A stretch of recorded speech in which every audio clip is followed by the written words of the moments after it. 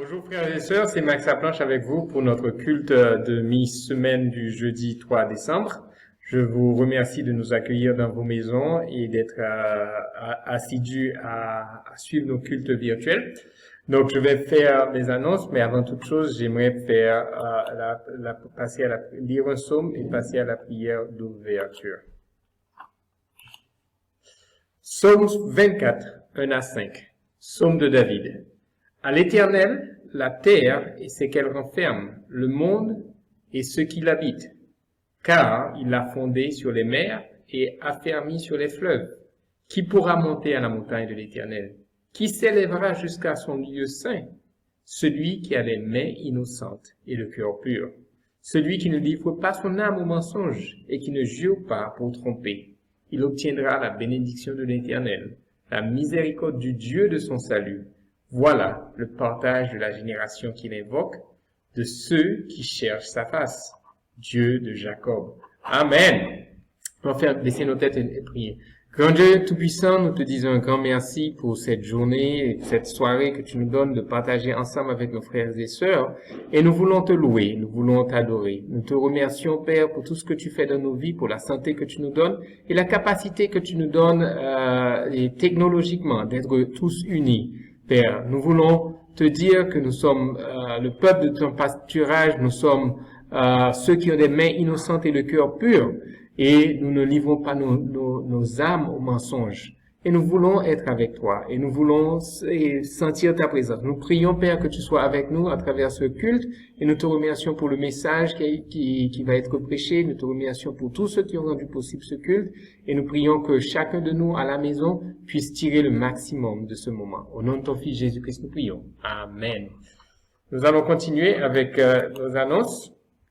Comme j'ai dit, j'ai fait le chant. Merci à la chorale pour le chant, pour le chant et adoration. Je suis fait les annonces qui se suivent et notre message sera prêché par notre frère Bavon et l'évangéliste Bavon Kamunenga et je reviendrai pour la prière de clôture. Alors, nous allons prier pour le Covid-19 qui est en train de reprendre du terrain. Ces derniers jours, il y a une flambée. Donc, nous allons prier de continuer à nous protéger et protéger les autres. Et nous savons tous les gestes barrières, on va en parler tout à l'heure. Et nous allons prier pour tous les médecins et infirmières et techniciens qui sont le personnel administratif et soignant des hôpitaux. Que Dieu puisse les protéger et qu'il nous aide à protéger la population. Alors, nous allons aussi prier pour les malades et nous avons les enfants du couple Hugo et Déborah Tumba, Céleste, Lajoie, Soraya et Gracella. Ils sont tous malades, ils ont une mauvaise grippe et nous allons prier qu'ils puissent se remettre.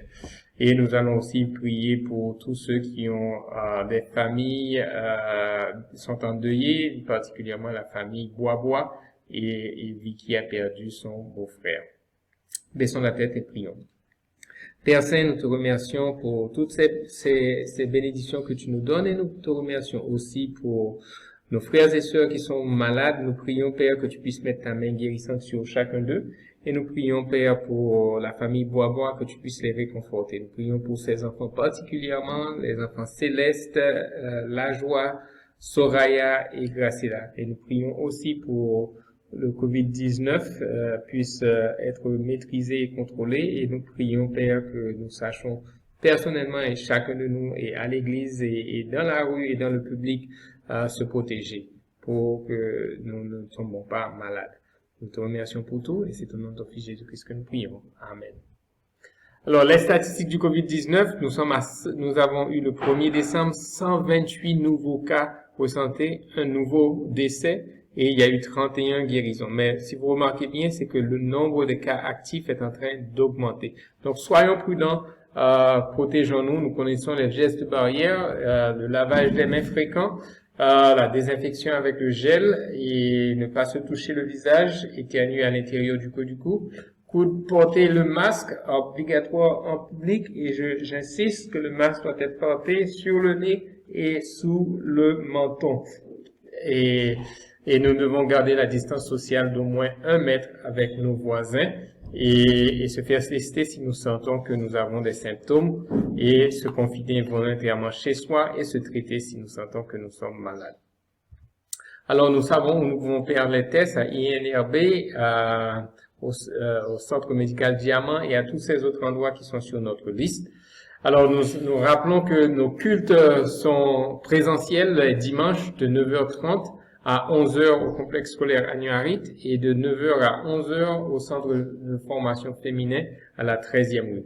Et nos cultes virtuels, comme aujourd'hui, se font tous les jeudis à 18h. Nous allons le faire dans nos maisons et en partage biblique. Amen. Nous allons passer la parole à Bavon pour le message du jour.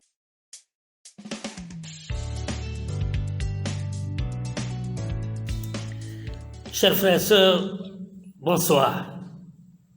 Nous arrivons au moment où nous allons devoir entendre la parole de Dieu.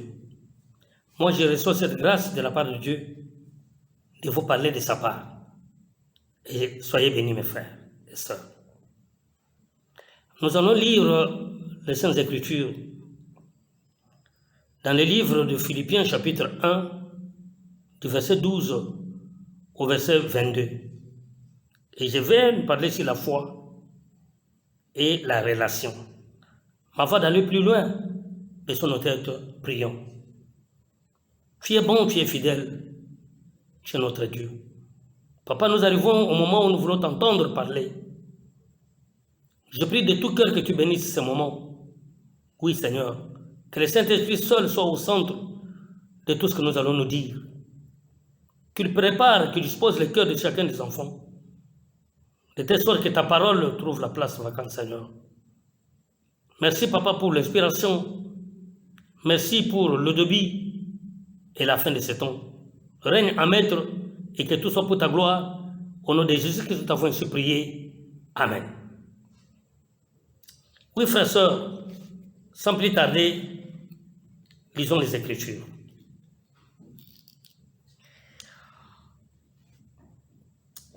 Je veux que vous sachiez, frères, que ce qui m'est arrivé a plutôt contribué au progrès de l'Évangile.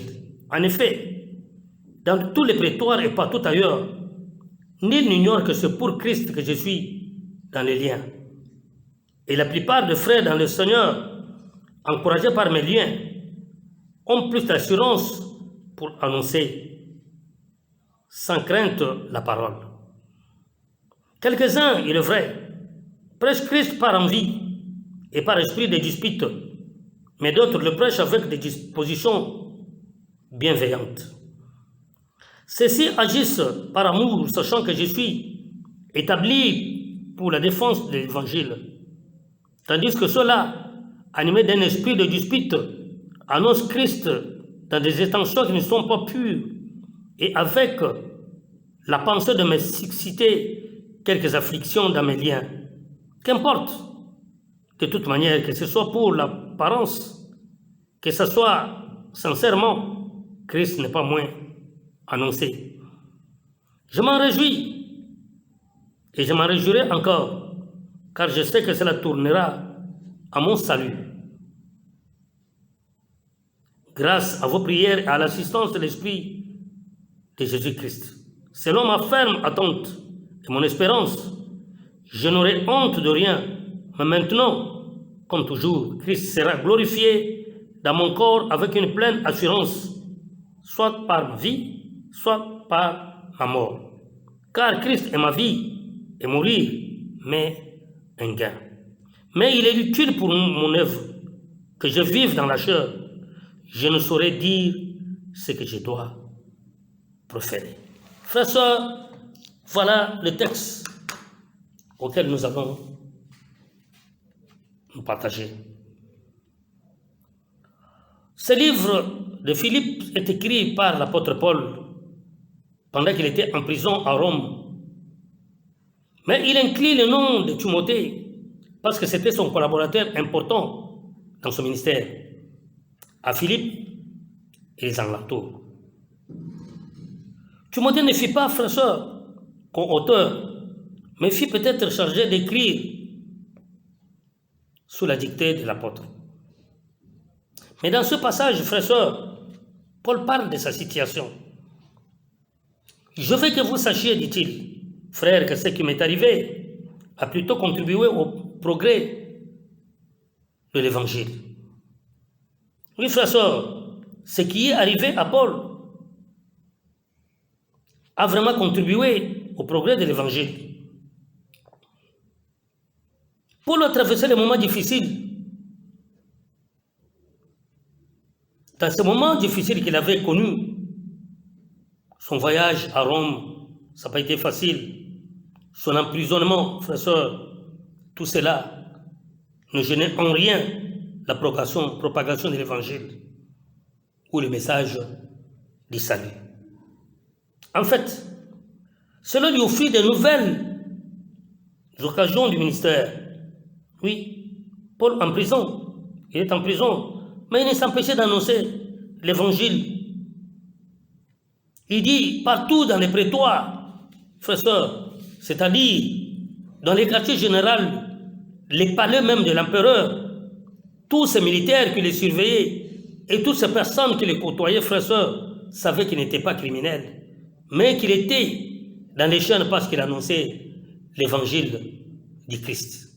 Frères et sœurs, ce témoignage puissant pour l'évangile, alors qu'il était dans les chaînes, de montrer la fidélité de Dieu envers ses enfants persécutés. Il apportait en outre la preuve que l'emprisonnement n'arrêterait pas autant, n'arrêterait pas pour autant la propagation de la bonne nouvelle. Oui, frères et sœurs, c'est penser encourager d'autres chrétiens à tenir bon, sans crainte de la prison. Ils pouvaient se dire, oui, si Paul, enchaîné, annonce l'évangile, alors à combien plus forte raison, ou bien quelle esquisse allons-nous avancer, nous qui sommes libres? Paul prouvait qu'il était un homme de foi. Malgré les moments difficiles qu'il traversait, frères et sœurs, il n'a cessé de communiquer la foi. Il communiquait toujours la foi. Je n'ai que 2 petits points ce soir que je vais nous partager. Premier point.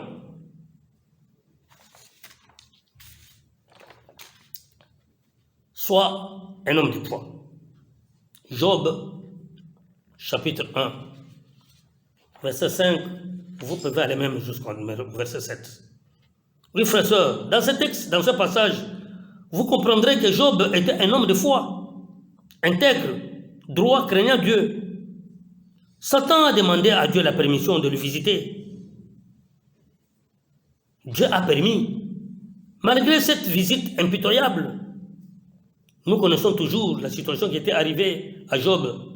Et la Bible dit, il est resté fidèle à Dieu. Il n'a pas fléchi, frère et sœur. Oui, Dieu cherche des hommes de foi qui peuvent résister lorsque Satan passera pour amener la sécheresse dans leur vie afin de détruire leur foi. Oui, frère et sœur, notre foi sera toujours visitée. On aura à traverser des moments difficiles, mais ne laissons pas les situations difficiles détruire notre foi, car notre foi est très, très importante, frères et sœurs. Nous avons goûté à cela. Nous en connaissons quelque chose. Nous connaissons ce que ça veut dire, la visitation de Satan dans votre vie. Oui, frères et sœurs, il faut toujours regarder les moments difficiles avec les yeux spirituels lorsque les moments difficiles arrivent dans votre vie. Qu'est-ce que je veux dire par là, frères et sœurs? Lorsque les moments difficiles arrivent dans notre vie, ne regardons personne comme si c'est lui responsable de ce qui m'arrive. Mais comprenez que cela provient de Dieu et que Dieu est capable de nous faire sortir dedans. Et la souffrance de Paul, frère et sœur, a donné l'assurance aux frères d'annoncer l'évangile, frère et sœur. Oui, envoyer un homme emprisonné annoncer la bonne nouvelle, cela ne pouvait qu'encourager d'autres personnes à le faire. Les moments difficiles ne doivent pas nous défixer de notre but, car notre but, c'est annoncer l'évangile pour que les hommes puissent être gagnés à Christ. Alors nous avons beaucoup de personnes, frères et sœurs, qui sont passées par là, par les moments difficiles, mais qui ont gardé leur foi, frères et sœurs. Lorsque nous lisons le verset 19 du même chapitre, Paul dit, je sais. Et qu'est-ce que Paul savait? Paul savait que le Seigneur interviendrait dans sa vie, dans ce moment difficile qu'il traversait. Oui, frères et sœurs. Et c'est ça, regardez, la souffrance avec les yeux spirituels. Et c'est ça l'assurance même d'un chrétien au moment difficile. Compter sur Dieu ou rester fixé sur Dieu. À l'exemple de Shadrach, Meshach et Abednego, qui traversaient les moments difficiles de leur foi, mais qui savaient que le Seigneur les délivrera, frères et sœurs. Et ils ont dit même que même s'ils ne nous délivraient pas, nous garderons toujours notre foi. Frères et sœurs, la Bible dit qu'ils avaient la paix en eux. Voilà les hommes de foi dont nous avons besoin d'imiter leur foi. Oui, frères et sœurs, les moments difficiles viendront dans notre vie. Si ce n'est pas encore venu, ça viendra toujours, frères et sœurs. Gardons notre foi. Deuxième point, soyons spirituels, frères et sœurs. Oui, la foi marche avec notre relation avec Dieu. Qui dit relation, frères et sœurs, dit notre spiritualité. Philippiens 2, 12, partie B. Paul dit, travaillez à votre salut avec crainte et tremblement. Frère, sœur, travailler à son salut, c'est ça, travailler ta spiritualité. Travailler à son salut, c'est travailler sa vie spirituelle. Chercher à être en règle avec le Seigneur. Oui, frère, sœur, un homme spirituel, c'est un homme de prière. Un homme spirituel, c'est un homme qui craint Dieu, ouvert avec le péché, prêt à confesser ses péchés et à se repentir aussi. C'est un homme, frère, sœur, qui est en contact particulier, permanent avec la parole de Dieu. Voilà un homme spirituel. C'est pas quelqu'un qui marche avec la Bible en main, matin et soir, qui a eu une voix cassée quand on les salue. Oh, bonjour bien-aimé, ma voix est cassée à cause des jeûnes de prière. Non, non, non, non, mais plutôt avoir une bonne relation avec Dieu. Notre relation avec Dieu doit refléter ou bien doit être quotidienne. Ça veut dire chaque jour. Oui, frère, sœur, chaque jour, on est en contact avec Dieu et on veille à sa vie spirituelle. Pas une semaine tu es avec Dieu et une autre semaine tu es charnel. Non, non, non. Frère, sœur, ça, ce n'est pas être spirituel. Oui, frère, sœur, beaucoup ont perdu cette relation aujourd'hui avec le Seigneur à cause de leur manière ou à cause de leur façon de se comporter, frère, sœur. Et ils ont brisé cette relation avec Dieu, tout simplement parce qu'ils ont une vie double. Frère, sœur, ils sont dans les péchés, ils sont dans les mensonges, dans la corruption, dans la prostitution, frère, sœur, dans l'ivrognerie, dans la masturbation, dans toutes sortes de péchés, frère, sœur. Oui, frère, sœur, quand tu vis comme ça, sache que tu as déjà brisé ta relation avec Dieu. Oui, frère, sœur, être en bonne relation avec quelqu'un, c'est avoir de bons rapports avec lui, car la relation, c'est un rapport entre deux personnes. Ils s'entendent mieux, frère, sœur. Alors si tu es dans le péché, il n'y a pas de bonne entente avec le Seigneur, il n'y a pas de relation. Alors tout ce que tu fais, Dieu n'est pas avec toi, car Dieu ne coopère pas avec les hommes pécheurs. Ces derniers temps, nous parlons offrande, frères, sœurs, ou offrir à Dieu, avec notre passage phare du Proverbe, chapitre 2, verset 9 à 10, frères, sœurs. Honore l'Éternel avec tes biens et tes promesses et tes prémices. Tes greniers seront abondantes et tes cuves régorgeront les moutes. Oui, frères, sœurs, ce partage doit rester gravé dans notre cœur et dans notre mémoire. Oui, frères, sœurs, les offrandes que nous donnons à Dieu reflètent notre relation que nous avons avec lui. Chaque fois que tu donnes à Dieu, sache que tu crées une relation avec Dieu et tu démontres aussi ta foi. Dieu n'agrée pas les offrandes, frères et sœurs, de pécheurs.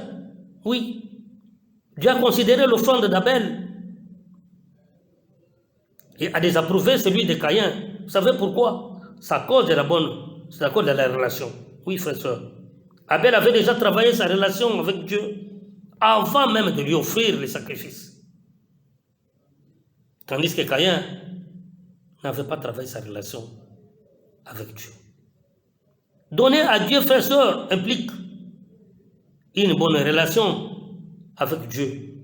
Les cas de nos amis macédoniens, dans 2 Corinthiens chapitre 8, verset 5, la Bible dit, ils se sont donnés d'abord à Dieu avant d'offrir les offrandes, frères et sœurs. C'est-à-dire, ils ont d'abord travaillé leur relation, ils sont en bon terme, en bonne relation avec Dieu. Voilà pourquoi ils pouvaient donner à Dieu. Malgré leur souffrance, frères et sœurs, ils ont donné avec joie. Et ce soir, avec quelle relation tu donnes à Dieu? Avec cœur. As-tu déjà travaillé ta relation avec Dieu avant de donner à Dieu? Oui, frère et sœur. Quelqu'un qui a une bonne relation avec Dieu offre avec joie ses biens et ses prémices. Vous le savez, le jeudi, c'est le culte mi-semaine. C'est le jour où nous amenons nos offrandes ou nos collectes à Dieu. Et quelqu'un qui a une bonne relation avec Dieu ne vient pas dans la maison de Dieu main vide. Il se prépare dès sa maison, frère et soeur. Il ne cherche pas sa collecte dans les poches au moment où il va offrir. Non, frère et soeur. Je sais que ce soir, nous nous sommes déjà bien préparés. Nous n'allons pas improviser, frère et soeur, la collecte. Oui, frère et soeur. C'est ça, être un homme de foi et de bonnes relations avec Dieu. Alors, tellement ce soir, frère et soeur, vérifie un peu ta foi et ta relation. Est-ce que c'est au bon fixe? Sinon, tu te trompes. Alors, tu ne peux pas avoir foi en Dieu sans une bonne relation avec lui. Sinon, ta foi ne servira à rien, frère et soeur. Alors, c'est comme la foi sans œuvre est morte. Comme la Bible le déclare. Donner à Dieu, c'est poser un acte de foi. Et cela implique notre relation avec lui. Voilà pourquoi, frères et sœurs, nous devons travailler notre foi et nous devons aussi travailler notre relation avec le Seigneur. Frères et sœurs, voilà l'exhortation que nous avions apportée à l'Église du Seigneur. Que le Seigneur bénisse son Église. Prions, s'il vous plaît. Éternel notre Dieu, Papa, merci. Merci d'avoir parlé à ton peuple. Papa, que ce message qui est sorti ne soit pas comme l'eau sur le dos des canards. Laisse que nous puissions prendre à cœur. Pas être comme des auditeurs oubliés, Papa, mais écouter ta parole et aussi la mettre en pratique. Merci d'avoir béni toute personne qui l'a écouté, Seigneur. Merci de nous avoir aussi bénis. Louange, gloire à toi seul. C'est au nom puissant et glorieux de Jésus-Christ, notre Seigneur, que nous t'avons dit cette prière. Amen.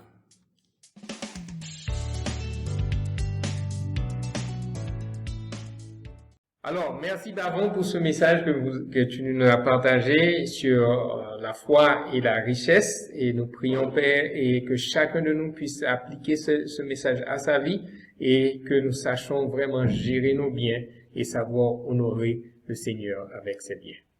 Alors, nous rappelons que nos messages sont disponibles sur YouTube et sur Facebook et le transcrit du message est envoyé dans nos groupes WhatsApp. Et nous avons aussi ces messages et toute une bibliothèque virtuelle disponible pour chacun qui en aura besoin. Alors, voici le lien pour notre bibliothèque virtuelle ici. Et nous avons qu'à cliquer sur bibliothèque. D'accord? Et finalement, nous rappelons que ce dimanche, c'est notre dernier dimanche pour prendre la dernière tranche de la collecte spéciale. Faisons tous nos efforts pour apporter et honorer le Seigneur avec nos biens. Et nous sommes en train de prêcher sur ça ces derniers temps. Et c'est important que chacun contribue et mette sa main à la tâche pour bâtir le royaume de Dieu. Donc, sur ce, nous disons merci à tout le monde, merci à l'équipe technique, merci à la chorale, merci aux intervenants, et que Dieu bénisse chacun de nous et d'avoir participé à ce culte d'adoration et nous pouvons partager ce que nous avons appris entre nous et être défiés et mettons en pratique ce que nous avons appris. Nous laissons nos têtes pour faire une prière de clôture. Grand Dieu Tout-Puissant, te disons encore un grand merci pour ta présence à travers ce moment et dans ce culte. Et merci pour Bavon qui a prêché la parole puissamment. Merci pour toute l'équipe technique. Merci à la chorale. Et nous prions, Père, que ce message que nous avons entendu ce soir ne rentre pas dans une oreille et sorte de l'autre, mais qu'il rentre et pénètre dans nos vies et dans nos cœurs et nous transforme. Et qu'à ton nom soit toute la gloire. Au nom de ton Fils Jésus-Christ, nous prions. Amen.